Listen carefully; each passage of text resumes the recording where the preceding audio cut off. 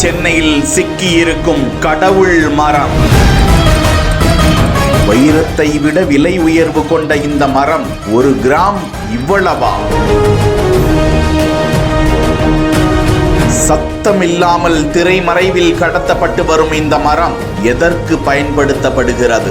மரத்தின் தலை முதல் வேர் வரை அதன் பிசின் ஏன் சிதைவுற்ற நிலையில் கிடந்தால் கூட விலை போகக்கூடிய அற்புத மரமா?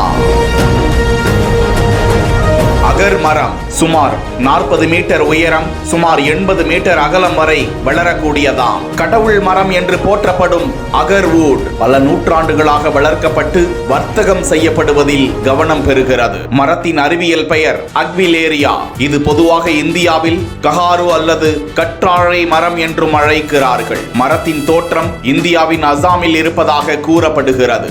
ஆனால் இது மத்திய கிழக்கு, தைவான், ஜப்பான் மற்றும் சீனாவிலும் பயிரிடப்பட்டு வர்த்தகப்படுத்தப்பட்டு வருவதாக தகவல்கள் கிடைக்கின்றன. இந்த நிலையில்தான் 40 லட்சம் ரூபாய் மதிப்பிலான அதன் மரக்கட்டைகள் சென்னை விமான நிலையத்தில் பறிமுதல் செய்யப்பட்டிருக்கிறது. இலங்கை தலைநகர் கொழும்புவில் இருந்து சென்னைக்கு இரவு நேரத்தில் வந்த விமானத்தில் பயணிகளை சுங்கத்துறை அதிகாரிகள் கண்காணித்த போது 2 ஆண் பயணிகள் சுற்றுலா பயணிகளாக சென்னைக்கு வந்திருந்த நிலையில் அவர்கள் வைத்திருந்த பைகள் மற்றும் சூட்கேஸை திறந்து பார்த்தபோது அதில் இருந்த 20 பார்சல்கள் அதில் அதிக நறுமணம் தரக்கூடிய அகர் மரக்கட்டைகள் சுமார் 20 கிலோ எடையில் கிடைத்திருக்கின்றன.